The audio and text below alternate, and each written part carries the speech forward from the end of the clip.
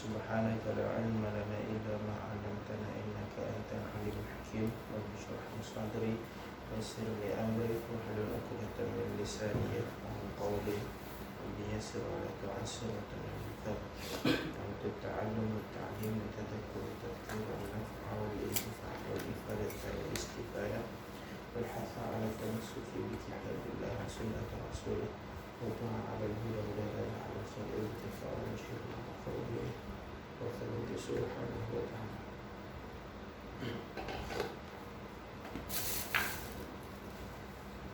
Minhajul Abidin Muka surat 5. Maka barang siapa mendapat dengan dia, saya tanda kat situ. Betul tak? Ya. Maka barang siapa mendapatkan. Maka barang siapa mendapat dengan dia, dengan ta'at ni. Imam Ghazali cerita kat kita sebelum ni tentang jalan ahli ibadah, ilmu dan ibadah. Jadi bekalan kita ni yang perlu kita bawa ni ibadah. Tapi ibadah ni susah untuk kita dapat. Maka kata Imam Al-Ghazali, barang siapa mendapat dengan dia ibadah dan ta'at ni, maka sungguhnya telah kemenangan dan bahagia selama-lamanya.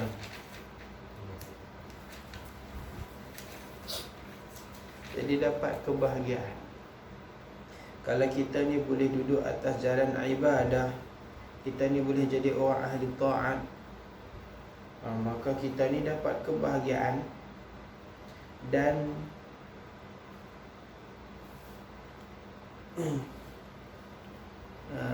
bahagia selama-lamanya. Dan apa tu?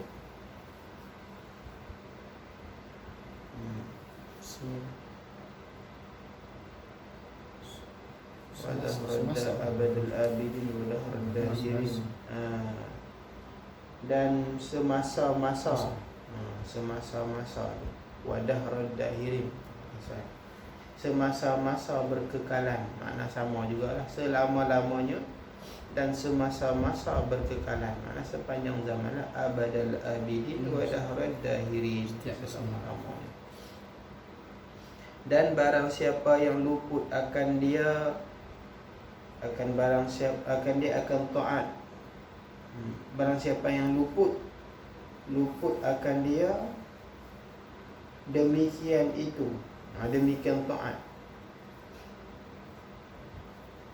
Barang siapa luput akan dia, akan barang siapa tu lah, demikian itu taat. Maka sungguhnya telah rugi serta orang yang rugi, dan binasa serta orang yang binasa. Kalau kita tak boleh duduk atas jalan ta'at ni, kita binasa lah. Kita kena tipu dengan dunia, kena tipu dengan syaitan. Yang mana syaitan ni dia seronok, dia gembira kalau dia tengok kita tiap-tiap hari ni kita boleh bertambah harta, sedangkan umur kita semakin berkurang. Umur pun kurang, tapi harta kita pulun tambah, ibadahnya tak ada.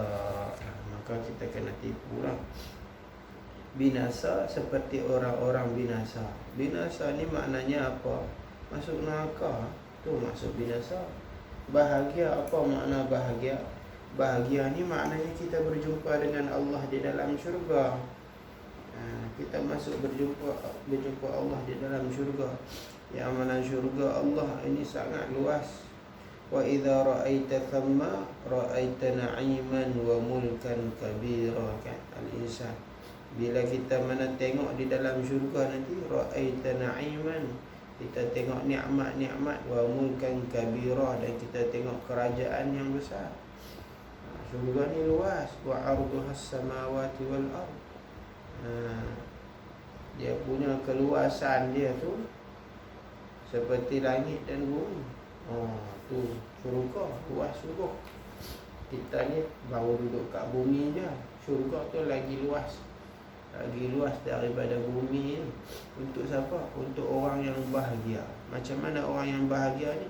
Orang yang kalau di dunia dia ni bersusah payah untuk beribadah kepada Allah, bersusah payah untuk mencari keridhaan Allah. Kat dunia ni dia tak ada cari hak lain, dia nak redha Allah saja. Ni orang bahagialah. Kalau orang yang celaka ni apa? Orang yang kat dunia ni dia tak cari redha Allah apa-apa pun, hatta dengan agama pun hanya sebagai wasilah untuk dunia. Agama dia guna untuk wasilah dunia. Dia tak ada redha Allah. Dalam hati dia tak ada cari redha Allah. Walaupun mulut dia kata redha Allah, tapi hati dia nak cari dunia. Ini orang yang celaka lah, orang yang tak dapat kemenangan. Maka jadilah kebinasaan ini tiba-tiba demi Allah, penyakit yang amat sukar dan yang ditakutnya itu amat besar. Jadi penyakit ini, penyakit apa ni? Penyakit kecelakaan ni orang yang hanya ahli dunia ni, dia tak ada berada di dalam jalan akhirat ni. Itu penyakit yang amat sukar, payah nak cari ubat dia tak ada.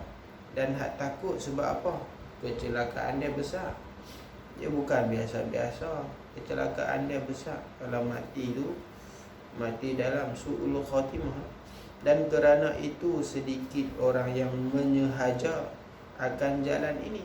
Orang yang menuju jalan ni sikit, sebab dia payah. Payah orang yang nak duduk atas jalan ibadah ni, payah. Dan terlebih kuranglah orang yang mengkosotkan dia dan orang yang menjalan akan dia.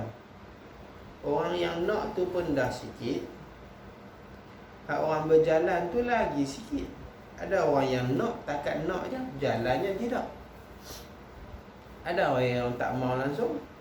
Ada yang orang yang Allah dah tutup mata hati dia, tutup mata telinga semua, dia pekak habis. Dia tak boleh terima langsung kebenaran. Dia tolak terus. Ada juga hak ni hak paling teruk. Sebab apa? Payah, dia kata payah. Payah nak duduk kat masjid, dia kata payah. Dia nak main mengaji dia payah, nak cari makan lagu mana, dia cerita lagu tu. Ada orang yang boleh main ngaji, alhamdulillah Allah buka hidayah. Rasa ada hati dia tu mau. Alhamdulillah ada juga hidayahnya. Tapi tidak ada kekuatan, dia hanya mau saja. Tapi dia tak boleh berjalan, dia tak boleh buat. Sebab apa? Susah. Maka sangat sedikit daripada orang yang berjalan yang sampai kepada maksudnya. Hak jalan pun tak semua sampai. Dahlah hak nak tu sikit, hak jalan lagi sikit. Hak jalan hak sikit tu, sikit pula yang sampai. Tak semua sampai. Ada orang yang memang dia nak bersih hati, dia masuk di dalam arena ni, arena membersihkan hati ni, arena ibadah ni, tapi tak sampai.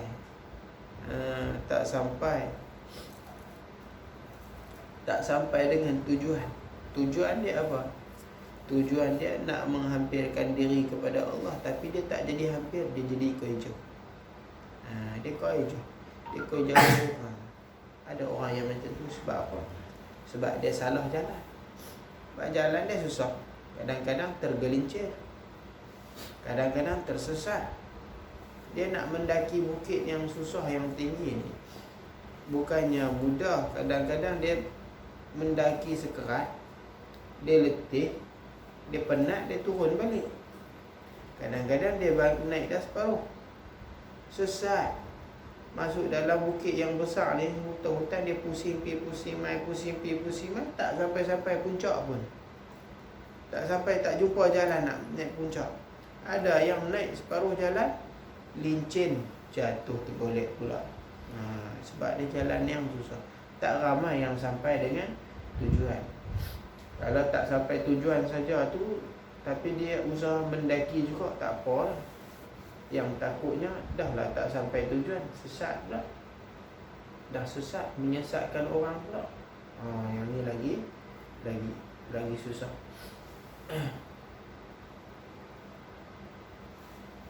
Dan tercapai Sedikit orang berjalan yang sampai kepada maksud.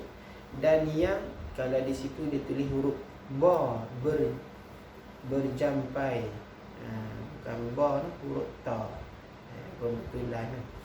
Dan terjampai, makna sampai lah. Ni Tok Musoneh ni dia orang tani, maka bahasa dia tu bahasa tani lama-lama sikit lah. Tulisan dia pun lagu tu jugalah. Dia kata dan terjampai, maksud dia sampai lah. Sikit orang yang sampai kepada makhluknya. Makhluk ni makna yang dituntut. Apa yang kita cari? Kita cari bahagia. Kita cari bahagia yang abadi di syurga sana. Tapi sikit yang sampai. Musoneh ni bukannya sebut lagu ni nak bagi kita ni liat hati dah. Bukan nak habaq kata payah-payah duk sebut lagu ni. Orang kata kalau payah je ni tak payah. Dah payah sampai tahun ni, hak nak pun sikit, hak jalan pun sikit, lagi sikit, hak sampai lagi sikit. Orang kita kata kalau lagu ni kita pun tak payah jalan. Bukan nak habaq lagu tu dah. Tapi nak cerita bahawa benda ni berharga, nilaian dia tinggi. Maka lumrah dia begitu. Lumrah dia begitu. Di dunia sekalipun Allah jadikan benda-benda yang mahal ni susah untuk kita dapat. Dia tak mudah. Kalau mudah dia tak jadi mahal. Kan termenung kalau banyak sangat dia jadi sekilo RM2, RM3 ya. Sebab jadi mudah sangat. Tapi kalau dia mai jadi susah tu, dia boleh pergi sampai RM10, RM9. Sebab benda tu susah. Benda yang susah dia akan jadi mahal. Mutiara yang dalam luk ni mahal. Sebab apa? Nak ambil dia bukan semua orang boleh ambil. Dan orang hati menyelam pun bukannya semua jumpa. Dia susah. Dia susah. Jadi kalau kita ni berusaha, yang penting kita ada niat sajalah. Niat betul-betul. Pasang niat betul-betul nak cari redha Allah. Bukan nak apa-apa maksud tujuan dunia dalam ibadah ni. InsyaAllah pasang tujuan kita bagi betul-betul. Kita usaha untuk memperbaiki hati kita. InsyaAllah Allah akan bagi petunjuk. Sampai tak sampai tu, tu dengan bantuan Allah. Walladzina jahadu fina lanahdiyannahum subulana, kan? Orang yang jahadu fina, yang bersungguh-sungguh berusaha nak berjalan menuju ke arah Tuhan ni, lanahdiyannahum subulana, kami akan bagi petunjuk jalan kami. Allah akan bagi petunjuk kalau kita mahu. Soal bangkit jatuh tu biasalah. Kadang-kadang kita jalan, kadang-kadang kita jatuh, kadang-kadang kita bangun, kadang-kadang kita rebah. Itu biasa dalam perjalanan. Yang penting kita ada usaha. Bila ada usaha, maka di situ Allah dah pandang dah. Allah dah pandang dah usaha dengan usaha kita tadi. Sampai tak sampai itu nombor 2 lah. Itu dengan bantuan Allah. Yang penting kita ada kemahuan. Sebab benda ni benda yang mulia. Kalau kita cuba jadi macam mereka, kita sebahagian mereka. Walaupun kita tak macam mereka. Man tashabbaha biqaumin fahuwa minhum. Barang siapa yang menyerupai satu kaum, maka dia seperti mereka. Kita nak cuba tiru ahli-ahli ibadah ni. Kita nak berada di jalan mereka, kita tiru macam mereka. Walaupun kita tak boleh lagi nak khatam Al-Quran satu hari satu malam boleh khatam, kita tak mampu, tapi kita cuba nak jadi macam mereka. Kita tak mampu lagi nak sembahyang satu hari sampai 100 rakaat, tapi kita cuba nak jadi macam mereka. Kita tak boleh lagi nak istiqamah dengan apa-apa yang jalan mereka ni, tapi kita cuba qadar yang kita mampu, maka kita seperti mereka. Dalam cerita Bani Israel kan, ketika mana Fir'aun, ini saya dengar daripada Habib Salim. Habib Salim cerita, dia kata waktu Fir'aun ni dia nak menyeberang Laut Merah tu, dia ligan Nabi Musa tu, pok-pok tentera dia pakat pi. Bila pi semua habis ni, ayat Laut tertutup balik, Bani Israel dah selamat. Tengah daripada dalam perjalanan tu tertutup. Habis semua, mati. Sekarang habis. Dan masuk Fir'aun. Fir'aun ketika mana dia nampak ni dia pun tiba-tiba nak mengucap. Waktu tu nyawa dia nak melayang dah tu. Waktu tu dia nak mengucap, tapi malaikat tak benarkan dia. Malaikat sombat lumpur di dalam mulut dia. Dia tahan sampai terang ni baru nak ni. Nyawa dia gharah dah. Baru nak mengaku Tuhan. Tak, sebelum ni tak mampu, dia ambil sumbat. Habis semua. Tapi ada yang terselamat daripada bangsa Qibti. Pengikut Fir'aun ni ada yang terselamat. Ada yang terselamat. Ada salah seorang tu yang terselamat. Kenapa ada terselamat? Kerana satu je, pakaian dia seperti pakaian Bani Israel. Dia pengikut Fir'aun, bukan mengikut Nabi Isa, bukan mengikut Nabi Musa. Tapi dia tu, pakaian dia tu seperti Bani Israel. Maka Allah selamatkan dia dengan sebab apa? Sebab pakaian dia. Sebab hang serupa dengan Bani Israel, maka hang selamat juga. Sebab engkau tasyabbuh biqaumin, engkau serupa dengan dia, maka fahuwa minhum, dia pun sebahagian juga, sebahagian pada pihak terselamat. Dia pun selamat juga. Ada seorang yang selamat, dia yang balik lari bagi tahu, cerita kat orang. Kerana dia serupa pakaian dia. Kita nak masuk, nak bersama dengan ahli syurga, tapi kita ni kita tak mampu lagi dah nak jadi macam mereka. Kalau kita tak mampu 100% macam mereka pun, kita cuba tiru macam mereka. Mudah-mudahan fahuwa minhum, kita masuk macam golongan mereka. Mereka ni semua Allah tarik masuk syurga. Kita ni hatta hegeh-hegeh tak sampai-sampai lagi, duk mangkak-mangkak, sat tak mangkak ni. Mudah-mudahan Allah masukkan kita bersama golongan mereka. Walaupun kita ni tak seperti mereka. Walaupun kita tak seperti mereka. Sebab tu kita kena ada usaha. Allah ni memandang pada niat kita tu. Niat kita, azam kita yang ikhlas itu. Wa amma man khafa maqama rabbih wa nahan nafsa 'anil hawa fa innal jannata hiyal ma'wa. Barang siapa yang khafa maqama rabbih, yang takut dengan Tuhan, maqam Tuhan, wa nahan nafsa 'anil hawa, dan dia menegah nafsu dia daripada mengikut hawa, fa innal jannata hiyal ma'wa. Syurgalah tempat dia. Jadi kita nak usaha yang ni. Kalau kita dapat dah ni, syurga. Kalau kita tak dapat dah ni, macam mana kita nak masuk syurga? Sebab janjian syurga ni untuk orang-orang hak lagu ni. Janjian syurga ni tak ada kepada ahli-ahli dunia ni, tak ada. Janjian syurga ni hak cerita pasal masuk syurga ni, khalidina fiha abada, masuk syurga selama-lamanya ni, semuanya pasal orang yang berada di jalan ibadah. Kalau kita nak masuk syurga, kita kena ada kat jalan mereka. Tak boleh duduk jalan paling depan sekalipun kita ikut belakang-belakang, betul apa? Yang penting ada jalan mereka. Kena ada habuan juga dalam perjalanan mereka. Aku tak takut kita ni orang yang celaka. Itu saja. Paling tidak pun kita tak boleh macam mereka, kita hormati mereka. Dan mereka itu orang yang tercampai, itu yang kuat pada agama, yang dipilih akan mereka itu Allah Subhanahu wa ta'ala bagi makrifah akan dia, makrifah kepada Allah. Jadi mereka ni hak boleh berjalan yang sampai ni, mereka ni semua Allah pilih. Mereka ni al-wasiluna ilallah, orang yang sampai kepada Allah. Mereka ni semua orang pilih, orang pilihan Allah. Seperti mana para anbiya ni Allah pilih, para awliya ni juga Allah pilih. Kita tak tahu siapa yang Allah nak pilih, maka kita minta doa, ya Allah, minta kita jadi sebahagian daripada mereka. Sebab hidayah dan taufik milik Allah, Allah yang bagi. Ramai mana manusia yang tak ada hidayah dan taufik, tak dapat. Bahkan nak mai ke majlis ilmu, bahkan nak masuk ke masjid, nak sampai pun tak boleh. Selalu malaikat catat dia sampai ke masjid, tapi takat pi tandas je lah. Tak sampai masuk dalam masjid. Malaikat ni duk catat dia ni nak, kalau tengok dalam senarai masjid, tapi pasal apa? Tandas. Sebab singgah tandas masjid ni tandas dia cantik. Kalau dia nak singgah tu semata-mata ketandas saja. Tak ada lagi rekod malaikat kata masuk dalam masjid, masuk sembahyang ikut sunat 2 rakaat ke apa, tak ada.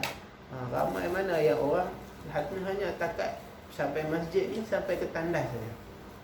Sebab hidayah milik Allah. Sebab itu kita minta doa, ya Allah, mudah-mudahan kita ni tergolong daripada golongan mereka ni lah. Sebab Allah pilih. Allah pilih untuk pemberian ma'rifah yang khas. Ma'rifah ni ada 2. Ada ma'rifah yang khas, ada ma'rifah yang am. Kita orang awam ni hanya dapat ma'rifah yang am, ma'rifah yang umum, semua orang dapat. Maksud semua orang dapat ni orang yang mentauhidkan Allah ada ma'rifah yang sama. Apa? Kita kenal Allah dengan jalan ilmu, ilmul yaqin. Kita kenal Allah ini dengan cara mengaji, wujud, qidam, baqa. Itu ma'rifah yang am. Kita kenal belaka Allah lagu tu caranya. Adapun ma'rifah yang khas ini ma'rifah yang cara zauqiyah, ma'rifah dengan cara rasa yang Allah campurkan di dalam hati. Ni tak sama. Ni untuk orang-orang yang ahli sahaja, orang yang membersihkan hati dia, maka Allah campurkan ma'rifah ni. Ma'rifah ni tak dapat dengan mengaji.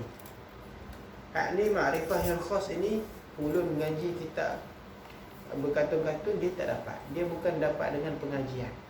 Dia dapat dengan apa? Mujahadah nafsu, muraqabah hati dia. Maka lama-lama Allah akan bagi sesuatu di dalam hati dia. Allah tajallikan di dalam hati dia segala rahsia-rahsia ketuhanan. Dia dapat dengan rasa. Ilmu tasawuf ini, ilmu hati ini adalah ilmu perasaan. Sebab hati ini dia tempat untuk merasa. Hati ini tempat untuk merasa.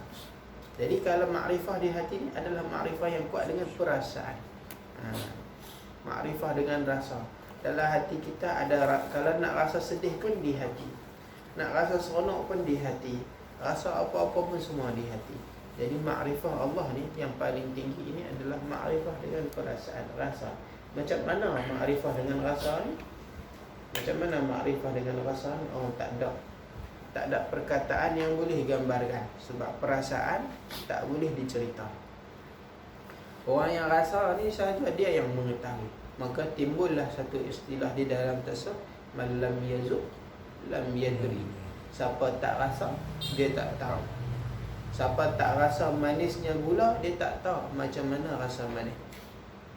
Siapa tak rasa, macam kita makan buah pelam, pelam hak manis lah. Kita kata, oh manis pelam, oh manis. Macam mana manis pelam? Manis. Manis. Macam mana nak cerita manis pelam? Gula, macam manis gula? Gula pun manis, tapi pelam manis juga, tapi bukan manis gula. Macam mana nak cerita manis pelam? Pelam manis. Buah apa lagi manis? Buah ciku manis. Buah ciku manis, manis. Manis macam gula? Tak, bukan manis macam gula. Dia manis macam mana ciku ni? Manis. Dekat tu. Manis macam buah pelam ke? Tak, bukan manis macam gula. Pelam pun manis. Tapi ciku dia manis juga. Manis lagu lain. Macam mana manis ciku? Tak tahu nak abang, kena rasa. Rasa, tahulah. Tak rasa, tak tahu. Dia benda yang rasa, dia tak ada ungkapan perkataan, tak ada. Sebab itu orang ahli sufi ni, bila Allah campurkan makrifah di dalam hati dia, pemberian daripada Allah tu, dia tak boleh nak cerita kat orang. Orang sufi yang betul-betulnya, dia tak menyembang. Ilmu rasa ni dia bukan ilmu sembang kat kedai kopi je, tak. Kalau orang sembang sampai langit ke-7 kat kedai kopi tu mengarut. Dia bukannya ilmu sembang, dia ilmu rasa. Orang yang rasa ni dia simpan di dalam hati dia. Itu ma'rifah. Ma'rifah yang khas. Dan bagi mengkasih akan dia. Ini semuanya pilihan Allah. Allah pilih untuk makrifah akan dia, dan Allah pilih untuk mengkasih akan dia. Allah campur rasa cinta kasih sayang. Orang ahli sufi, dia bila Allah buka mata hati dia, Kata Ma'ruf Al-Qurhi, apabila Allah buka mata hati seorang hamba itu, maka tertutup basariyah, mata kepala dia. Dan ketika itu yang dia nampak hanyalah Allah. Sebab apa? Mata hati dia yang melihat, bukan mata kepala. Maka apa sahaja dia yang dia lihat, dia hanya nampak Allah. Nampak macam mana? Bukanlah maksud nampak mata kepala. Kalau kita terjemah nampak dengan nampak mata kepala, itu jam lah. Tengok botai nampak Allah. Takkan Allah lagu ni? Tak, bukan dengan mata kepala. Dia bukan nampak dengan mata kepala. Sebab dia adalah perasaan. Dia mengingat. Sebenarnya kita, orang kita hatta tak cintakan Allah ni pun ada benda tu. Contohnya orang yang dalam bercinta. Sebab dalam tasawuf ni, cinta dengan manusia ni dia ada lebih kurang juga, sibih-sibih. Bila orang tu kuat cinta dia dengan seseorang, contohnya adalah suami isteri yang kuat perasaan cinta dia, tiba-tiba berpisah, ada kerja contohnya lah, baru kahwin bulan 2 bulan, kata kena hantar tipu seluar gerah kan. Jadi suami dan isteri ni, kalau dia tengok apa-apa pun kadang-kadang dia nampak pasangan dia, betul tak?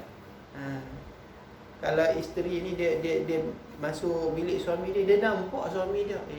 Nampak suami dia kan ada.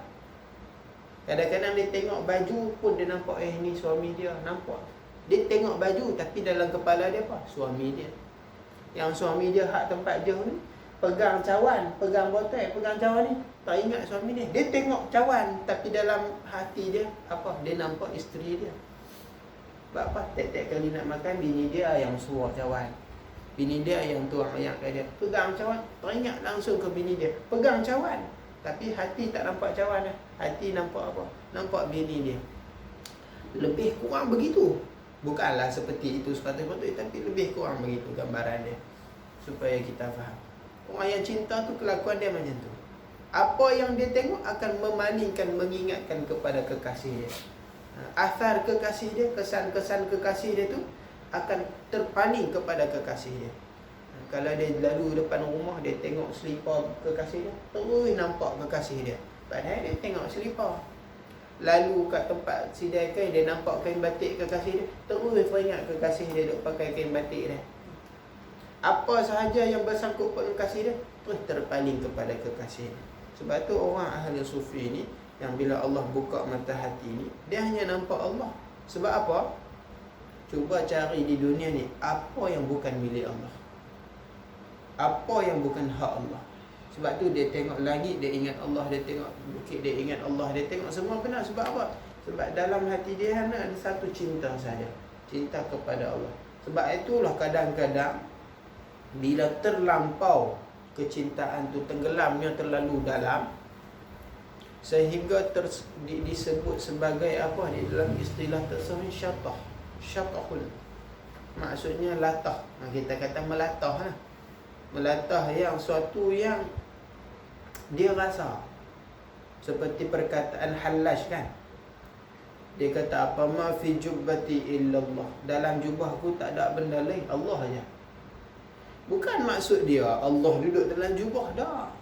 Bukan itu maksud dia. Tapi perasaan dia tu, dia tak boleh nak, dia nak cakap perkataan tidak boleh menggambarkan perasaan. Maka terbitlah perkataan yang menyebabkan orang sangka yang bukan-bukan. Dia bukan nak habaq Tuhan duduk dalam jubah, tapi perasaan dia tu, sebab tak ada benda yang dia nampak melainkan hanya Allah. Sekeliling dia ni semuanya milik Allah. Kewujudannya hanya kewujudan Allah. Sehingga kan semua benda dia kata Allah. Sampai dia kata dalam jubah dia tak ada melainkan Allah. Bukan maksud dia ada Allah dalam jubah dia, ada. Maka orang salah sangka. Sama juga dengan orang cinta dengan makhluk kan. Bila mana dia punya tahap kecintaan tinggi tu, dia akan timbul satu bahasa yang tinggi-tinggi. Lautan api sanggup kurenangi, sanggup kuredahi kan. Belahlah dada, tengok ni ada main nak belah, tengok bagi ke tak. Bukan nak suruh belah sungguh dah. Bukan nak suruh, nak abang kata kecintaan dia tu. Bukan kata lautan api sanggup redah, tak sah. Tapi buh lilin batang tak tangan dia, tahan ke tak? Tak tahan pun. Tapi itulah bahasa orang bercinta. Dia nak abak perasaan dia tu, betapa dalamnya cinta dia, kuatnya cinta dia. Kalau nak suruh redah lautan api pun sanggup ku redahi. Dia nak abak kecintaan dia tu, bukan kata buh lautan api betul, buh tengok dia tak gamak api kan. Dia pun tak sanggup. Tapi nak abak kekuatan cinta dia tu sampai merapu-rapu lah keluar kat mulut dia tu. Benda yang mandi tak basah, ada pula mandi tak basah makan tak kenyang kan. Lagu mana mandi tak basah? Lagu mana mandi tak basah? Tu perkataan apa? Bukan dia nak habak kata dia juru hayat air tak basah dah. Bukan nak habak lagu tu dah. Nak habak kata dia ni dah tenggelam dalam cinta dia dengan kekasih. Maka timbul perkataan-perkataan yang kita kata naknya tak apa nak betul pun. Tapi dia ada falsafah dia lah. Kenapa dia sebut lagu tu? Sebab kecintaan dia tu, maka terungkap perkataan-perkataan yang tinggi, yang sukar untuk orang biasa-biasa faham. Kena selidik dulu. Kenapa dia cakap macam tu? Adalah sebabnya. Adalah sebabnya. Makan pun tak kenyang, tidur pun tak boleh nak makan sampai seperut takkan tak kenyang lagi kan? Tak lalu makan lah maknanya. Makan tak kenyang, dia tak lalu mandi tak basah, dia corak keling dekat. Itu bahasa orang cinta. Begitu juga ahli sufi ni lebih-lebih lagi lah. Kecintaan dia dengan Tuhan, dia tak sama dengan cinta dengan makhluk. Ini semua orang yang Allah pilih dan diteguhkan dia. Diteguh, bukan ditegah. Diteguhkan dia. Tak jauh ini kena pandai-pandai baca. Nak baca guna boleh, tapi salah baca. Diteguh, bukan ditegah. Diteguh, ini dikukuhkan, dikuatkan dengan taufiknya dan peliharaannya. Kemudian disampaikan mereka itu dengan kurnianya kepada redanya dan syurganya. Maka kami pohonkan dia kepada Allah yang maha besar sebutannya, bahawa menjadikan kamu dan kami daripada mereka beroleh kemenangannya dengan rahmatnya. Amin Allahumma amin. Doa musannif. Musannif minta kita ni tergolong daripada golongan-golongan ini. Kemudian tatkala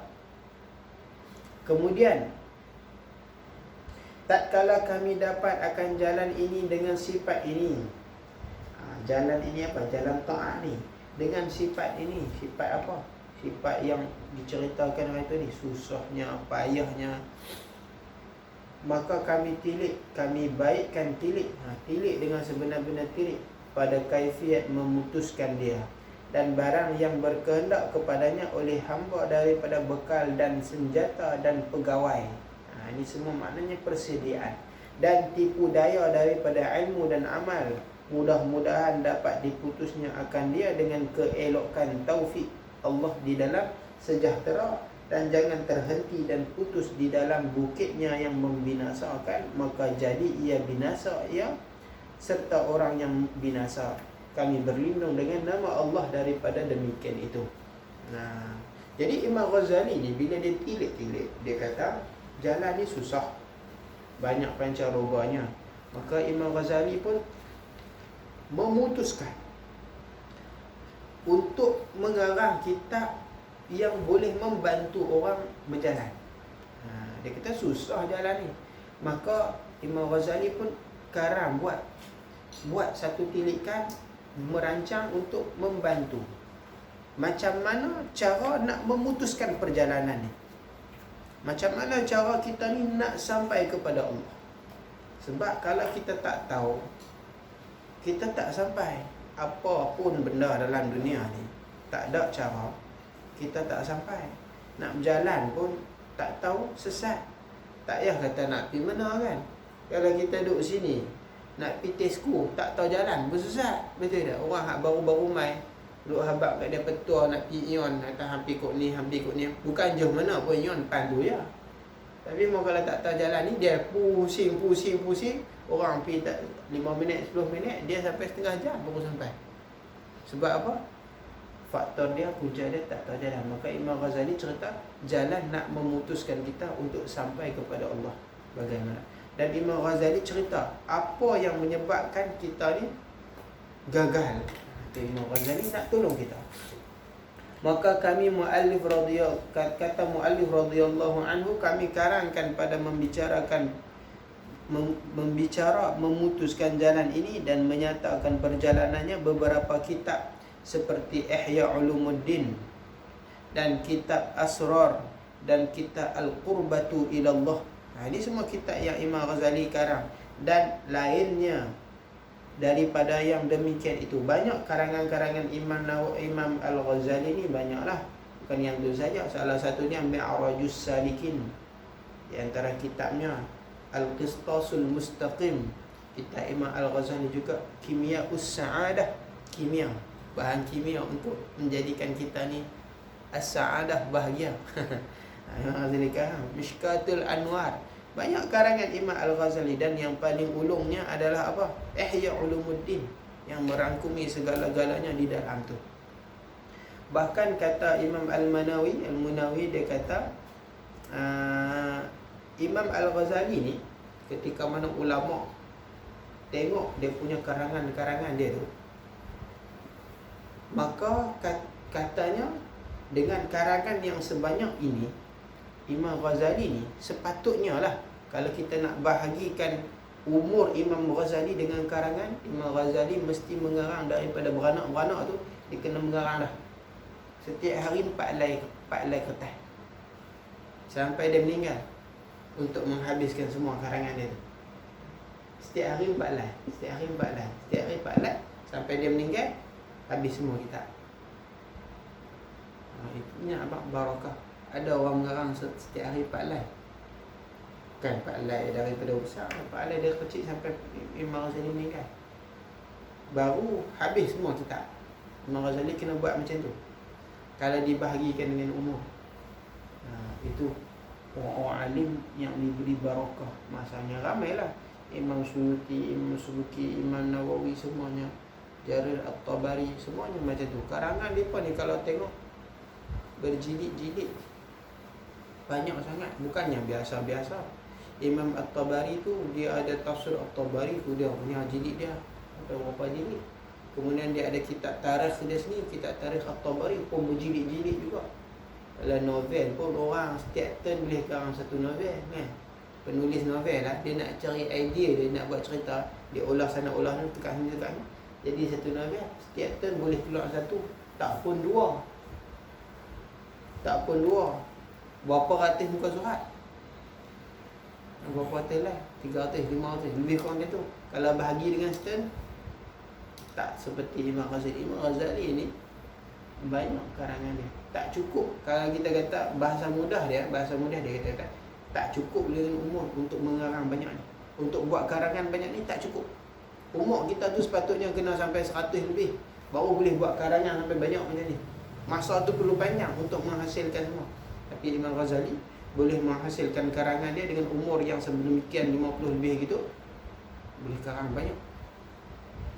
Itu barakah yang Allah bagi kepada Imam Al-Ghazali. Jadi karangan tadi meliputi atas yang halus daripada ulum yang sukar dan payah atas faham orang yang awam. Tapi dalam kitab-kitab tadi ada hak bahasa-bahasa lagu tadi, bahasa-bahasa yang menyebabkan orang tuhmah Imam Ghazali, maka dicedera mereka itu padanya. Depa cedera ni maksudnya apa? Rosak pemahaman, pengertian tu berlari dari yang asal. Dan masuklah mereka itu pada barang yang tiada mengelokkan dia daripadanya. Maka mereka pun mula masuk, mereka mula buat komen-komen yang tak elok, yang mana yang mereka tak faham. Macam orang lain, dia tak faham tentang apa yang ulama nak sampaikan, dia pun komen-komen benda yang tak bagus. Sebab apa? Atas sebab kejahilan. Mereka tak faham ilmu, tiba-tiba mereka nak komen. Begitu juga Imam Ghazali. Tapi yang komen Imam Ghazali bukan orang awam, ulama. Yang komen kitab Ihya Ulumuddin siapa? Ulama. Ulama juga, ahli ilmuwan juga, tapi yang bukan di jalan Imam Al-Ghazali, bukan yang di arena tasawuf ni, tak. Dia ulama zahir. Bila mana dia baca kitab Ihya, dia kritik, bahkan kritikan tu dahsyat. Bahkan dia kata tak seriugianya Imam Ghazali ni, yang ahli Imam Ghazali ni dulu hujjatul Islam, jubahnya besar, faqih. Tiba-tiba kan kita tasawuf lagi ni, dia kata Imam Ghazali ni dah rosak pemikiran akalnya, dan berbagai-bagai lagi tuhmat. Banyak orang yang mentohmah kita Imam Ghazali. Salah seorangnya Ibnul Qayyim. Dia bila Imam Ghazali letak, Imam Ghazali ni sebagainya dia nakal cerita, dinukilkan cerita-cerita ahli sufi. Kan cerita ahli sufi kadang macam-macam, pelik-pelik. Orang ni kita tawakal kena ada usaha, orang sufi ni tawakal tak ada usaha. Kita kalau berjalan, Tuhan suruh apa? Bawa bekal.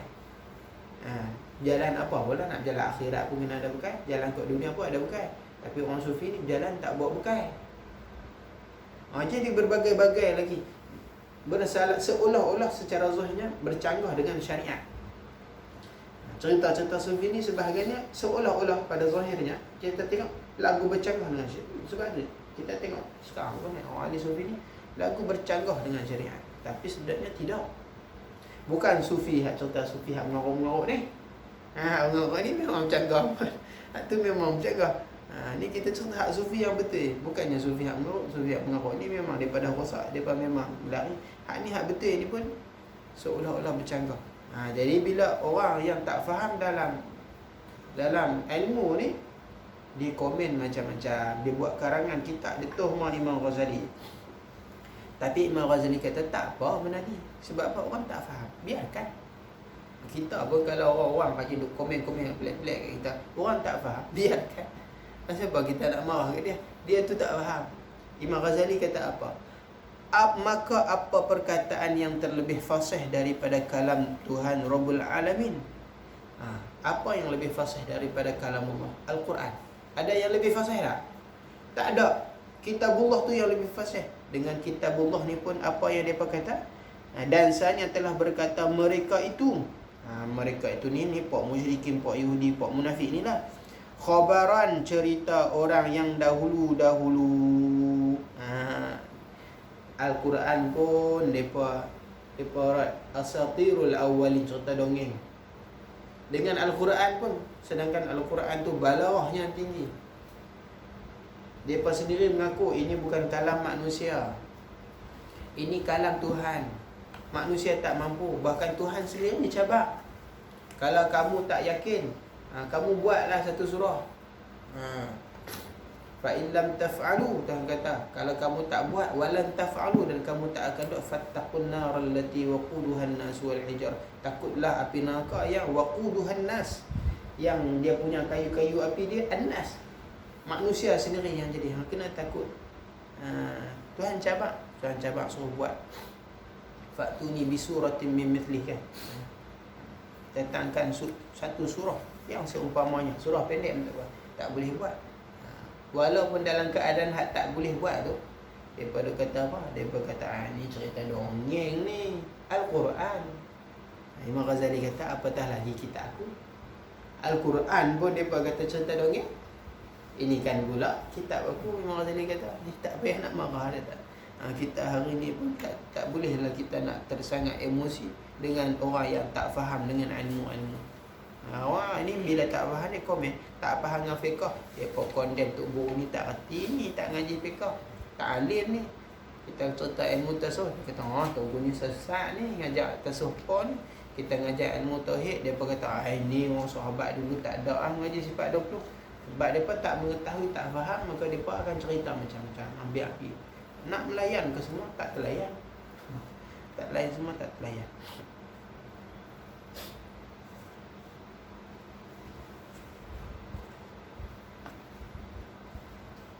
Dan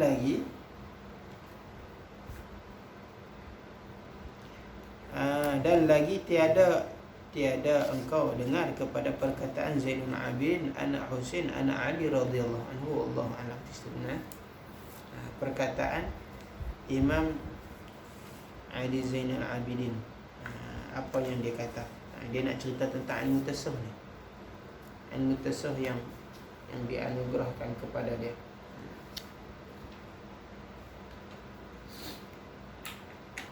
Allahu a'lam. Orang tu, sebab tu ahli sufi ni dia tak cakap benda-benda yang Allah bukakan kepada mereka tu, tak cakap.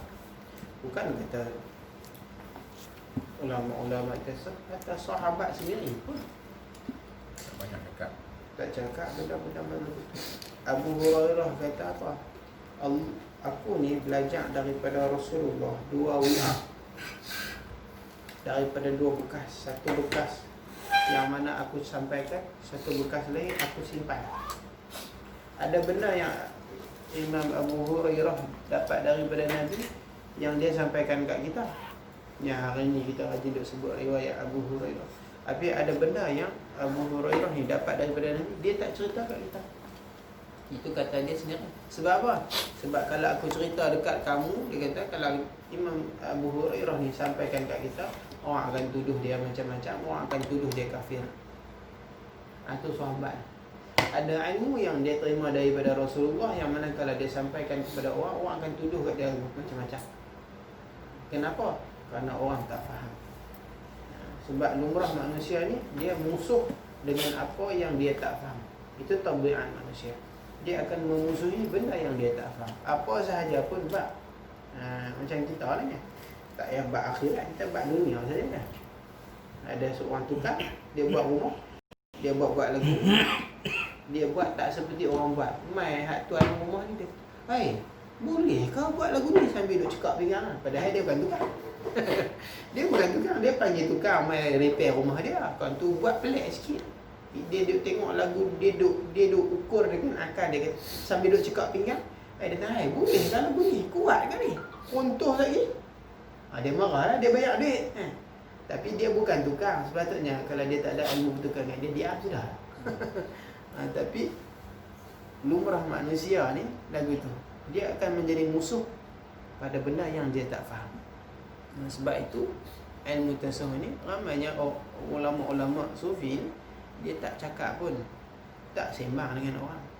Carilah tok guru mana pondok pun, tak tok guru tasawuf sufi lembu mana pun, dia tak menyembang pasal ilmu tasawuf ni depan orang biasa dah. Kalau dia sembang pasal kopi, dia sembang pasal teh, dia sembang pasal tepung bola. Dia tak menyembang sebab dia bukan ilmu untuk menyembang. Dia kan, kalau orang hari ni jenis mana saja semua dia nak menyembang, dia nak sembang pasal tasawuf je. Tu mengarut. Kadang-kadang takutnya apa? Kita ni hanya atas nama saja, kita hanya pandai sebut. Imam Ghazali nanti akan cerita di dalam bab tipu daya. Di bab dia nanti Imam Ghazali cerita. Imam Ghazali sendiri menyebut, dia kata ada sebahagian tipu daya. Bahkan di dalam Syarah Sirajul Talibin ni ada pun juga sebut, dia kata sebahagiannya orang hanya pandai menyebut saja. Dia suka sebut benda-benda hak lagu ni, benda-benda hak istilah dalam tasawuf ni, benda-benda hak cerita langit ketujuh ni. Dia suka. Padahal dia bukan duduk di situ. Dia tak sampai pun di situ. Dia suka nak menyebut saja. Maka itu tertipu. Kenapa? Kerana itu daripada nafsu dia. Dia hanya seronok, dia berasa dia dah ada. Dia berasa dia dah ada makam yang tinggi dah. Padahal dia tertipu. Dia tertipu. Jadi sebab itu aqabah yang pertama nanti Imam Ghazali cerita kita, aqabatul ilmi, yang nak cerita ilmu kepada kita supaya kita tahu kita ni tak tertipu. Wallahu a'lam. Alhamdulillah nasyukuru bismillahirrahmanirrahim. Alhamdulillahirabbil alamin wassalatu wassalamu ala rasulillah wa ala alihi wa man wala. Allahumma 'allimna ma jahilna wanfa'na bima 'allamtana waj'alna minal mukhlishina waj'alna minal mukhlishina waj'alna minal mukhlishina. Sallallahu alaihi wa sallam Muhammadin wa ala alihi wa sahbihi wa sallam.